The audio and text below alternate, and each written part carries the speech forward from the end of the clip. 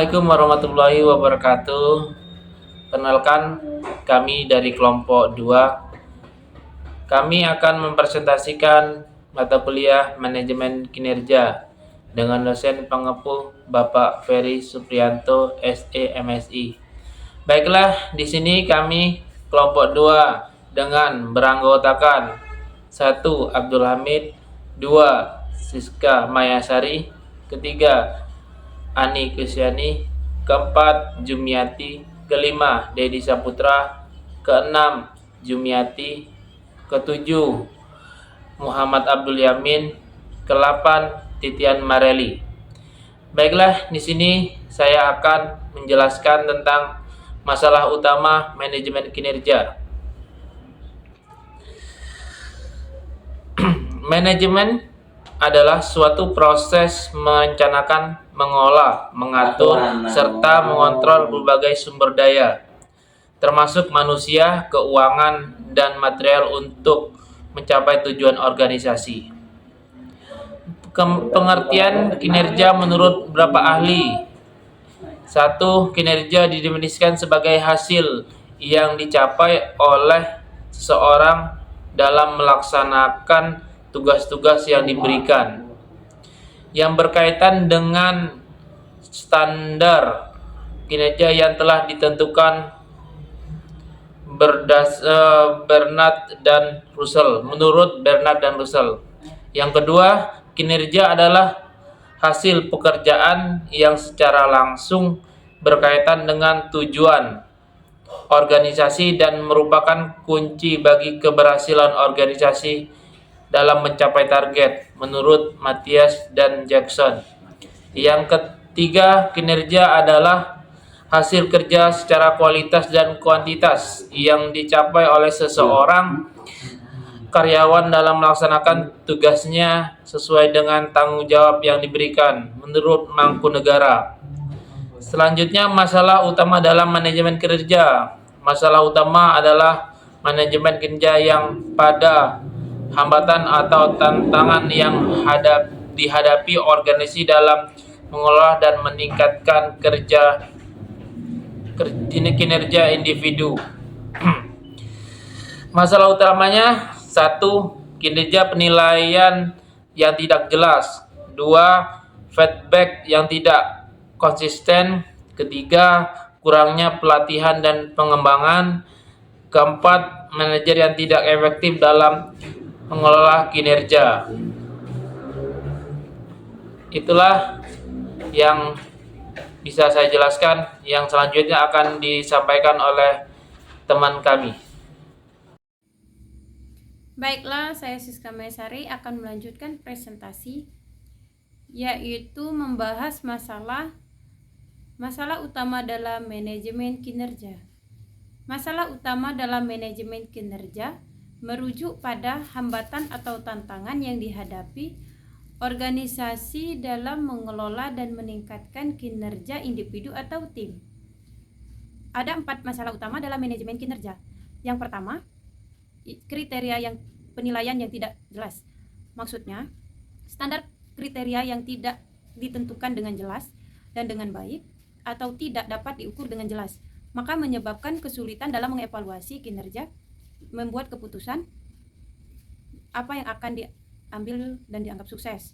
Yang kedua, yaitu feedback yang tidak konsisten, di mana feedback yang tidak konsisten biasanya memicu pada umpan balik yang tidak konsisten tentang kinerja karyawan dari waktu ke waktu.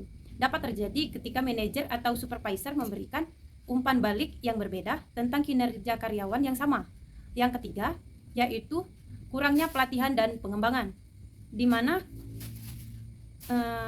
tidak diberikan pelatihan dan pengembangan yang memadai pada manajemen kinerja, karyawan tidak akan bisa memberikan hasil yang baik. Yang terakhir, yang keempat, manajer yang tidak efektif dalam mengelola kinerja, manajemen kinerja. Maksudnya, sangat penting bagi suatu organisasi atau perusahaan menentukan manajer yang baik, yang efektif, yang aktif dalam menjalankan perusahaan, agar ia mampu mengarahkan karyawan sehingga bisa memberikan kinerja yang baik dan hasil yang baik. Maka dengan kinerja yang baik, tujuan perusahaan bisa tercapai. Mungkin dari itu cukup. Selanjutnya akan dijelaskan oleh teman saya. Terima kasih. Baik, saya akan melanjutkan presentasi dari kelompok kami. Selanjutnya adalah masalah internal dan eksternal dalam manajemen kinerja. Masalah internal adalah masalah yang terjadi di dalam organisasi atau perusahaan yang mempengaruhi kualitas dan produktivitas karyawan. Sedangkan masalah eksternal adalah masalah yang terjadi di luar organisasi atau perusahaan yang juga mempengaruhi kualitas dan produktivitas karyawan. Berikut adalah contoh dari masalah internal dan eksternal. Yang pertama ada kurangnya pemahaman tujuan.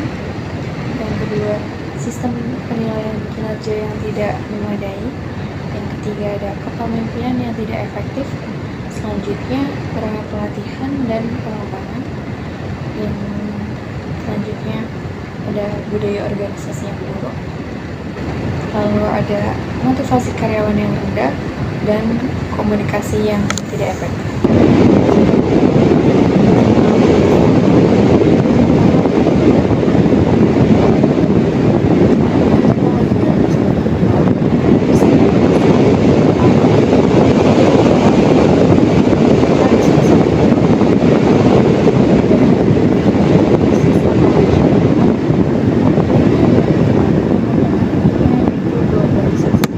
Warahmatullahi wabarakatuh. Baiklah, saya akan menyampaikan materi dari kelompok kami. Dampak masalah dalam manajemen kinerja. Jika masalah dalam manajemen kinerja tidak dapat teratasi dengan bijak, berbagai akibat negatif dapat terjadi, baik bagi karyawan maupun organisasi. Berikut beberapa dampak yang mungkin terjadi. 1. Penurunan produktivitas. 2. Motivasi karyawan menurun. 2. Turnover tinggi. 4. Kualitas kerja menurun. 5. Konflik internal. 6. Reputasi perusahaan terpengaruh. 7. Kerugian finansial. Baiklah, di sini saya akan melanjutkan penjelasan dari rekan saya, cara mengatasi penurunan produktivitas, yaitu langkah strategi. Yang pertama, identifikasi penyebab penurunan. Yang kedua, penetapan tujuan yang jelas. Yang ketiga, evaluasi dan umpan balik berkala. Yang keempat, pengembangan kompetensi karyawan. Yang kelima, menciptakan lingkungan kerja yang positif. Yang keenam, mengatur manajemen beban kerja. Yang ketujuh, pemberian insentif dan pengakuan. Yang kedelapan, pemanfaatan teknologi. Yang terakhir yaitu mendorong keseimbangan kerja dan kehidupan pribadi. Cara mengatasi turnover tinggi. Berikut langkah mengatasi turnover tinggi. 1. Evaluasi sistem rekrutmen. 2. Program onboarding yang efektif. 3. Pengembangan karir dan peluang promosi. 4. Budaya kerja positif. 5. Kompensasi yang kompetitif. 7. Tingkatkan keterlibatan karyawan. Cara memperbaiki kualitas kerja yang menurun. Untuk memperbaiki kualitas kerja yang menurun dalam manajemen kinerja, perlu dilakukan pendekatan yang sistematis dan berfokus pada identifikasi masalah serta pengembangan karyawan.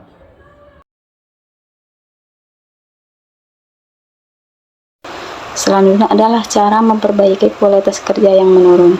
Untuk memperbaiki kualitas kerja yang menurun dalam manajemen kinerja, perlu dilakukan pendekatan yang sistematis dan berfokus pada identifikasi masalah serta pengembangan karyawan. Di dalam slide 15 ada grafik yang menunjukkan, katakanlah grafik yang menunjukkan kualitas kerja menurun karyawan dalam waktu tempo 1 tahun, di mana di bulan pertama kualitas kerja di bulan pertama bekerja, kualitas kerja karyawan itu optimal. Kemudian di bulan kedua kualitas kerja karyawan itu menurun. Namun di bulan ketiga dan keempat kualitas kerja karyawan itu mengalami kenaikan, dan di bulan kelima mengalami penurunan kembali. Setelah itu di bulan ke-6 dan selanjutnya sampai di akhir tahun, kualitas kerja karyawan tersebut mengalami penurunan atau sudah tidak produktif kembali. Nah, di sini adalah cara memperbaiki kualitas kerja yang menurun. Yang pertama adalah identifikasi masalah. Artinya kita mencari penyebab masalah apa yang membuat kualitas kerja karyawan itu menurun. Kemudian mungkin ada masalah eksternal atau internal pada karyawan tersebut. Kemudian adalah pengembangan karyawan. Artinya di sini karyawan mungkin butuh pengembangan keterampilan atau pengetahuan yang lebih dalam lagi untuk lebih profesional dalam bekerja sehingga bisa maksimal dalam bekerjanya. Selanjutnya adalah cara mengatasi konflik internal. Nah, kembali yang saya katakan di awal bahwasanya salah satu masalah atau yang mempengaruhi kualitas kerja karyawan menurun adalah adanya masalah internal atau eksternal. Nah, ini cara mengatasi konflik internal.